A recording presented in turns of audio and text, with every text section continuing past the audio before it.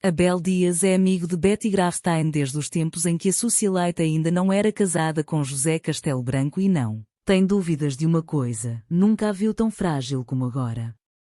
O conhecido fotógrafo do Jet Set tem acompanhado com especial preocupação o delicado estado da amiga, de 95 anos de idade, e revela agora à Mag como a encontrou das duas vezes em que esteve com ela no hospital, quando esta lhe pediu ajuda, denunciando o pesadelo que estaria a viver às mãos do marido. Estive com a Betty pela primeira vez pouco depois de ela ter chegado, antes do batizado da neta de José Castelo Branco.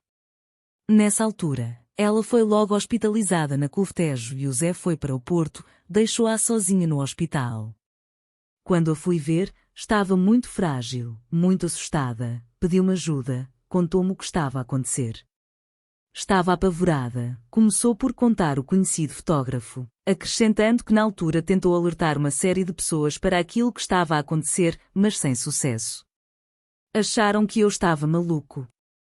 Por isso, quando o país se mostrou em choque perante a denúncia de violência doméstica feita pelos médicos do hospital onde a norte-americana está agora internada, nos cuidados intermédios, com uma fratura no fémur e no braço esquerdo, depois de, alegadamente, ter sido empurrada pelo marido, Abel Dias apenas respirou de alívio por Betty estar finalmente segura.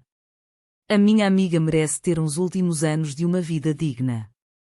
Ninguém imagina aquilo porque ela tem passado, diz, adiantando que, apesar de a violência se ter agravado nos últimos tempos, aquilo que as pessoas veem nas redes sociais não podia ser mais distinto da realidade que acontece dentro das quatro paredes da casa da veterana, em Nova York.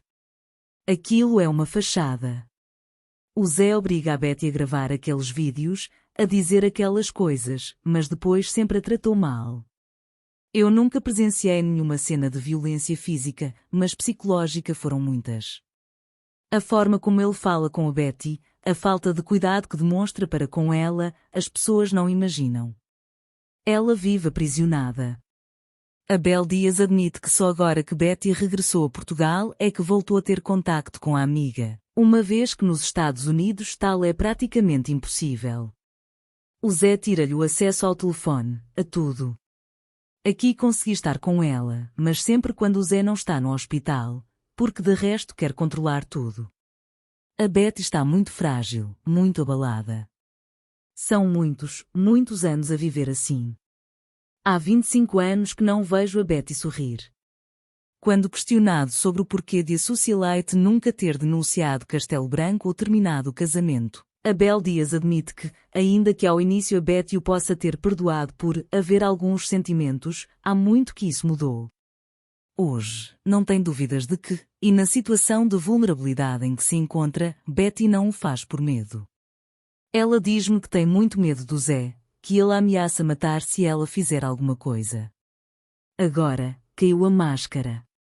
Amigo de Betty, Abel Dias diz que não se vai calar para que a socialite possa ser finalmente livre e deixa um sério aviso. Diz ter em sua posse uma gravação em que Betty assume a violência física e psicológica.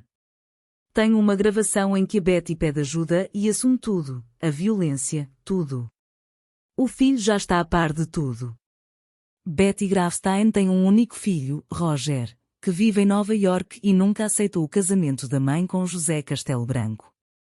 De acordo com Abel Dias, a relação entre mãe e filho não é hoje tão próxima como Betty gostaria por causa das escolhas que fez na vida. O casamento dela com o Zé afastou-a do filho. Ele não aceita, nunca aceitou. Chegou a expulsar o Zé de casa, em Nova York, mas depois a Betty perdoou e claro que estas coisas deixam marcas.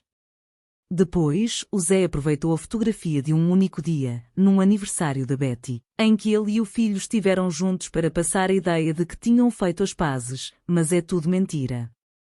O filho não o aceita, explica. Para acautelar a situação da mãe, é Roger quem detém o total acesso às contas bancárias, impedindo o marchand de arte de movimentar dinheiro e dando-lhes apenas o essencial para a vida do dia-a-dia. De acordo com Abel Dias, quando Betty foi internada pela segunda vez, já no Hospital Couve Cascais, os médicos pediram a Castelo Branco contactos de outros familiares, mas o socialite recusou facultar o número do filho. Mais tarde, acabariam por conseguir ter acesso ao contacto de Roger, tendo-o posto já ao corrente da situação. Ele já sabe de tudo, quer que a mãe volte para os Estados Unidos assim que estiverem reunidas as condições para tal, e depois ele vai tirar finalmente o Zé da vida da Betty. O melhor que lhe podia acontecer é este canalha desaparecer da vida dela para sempre. A Betty merece que este pesadelo acabe.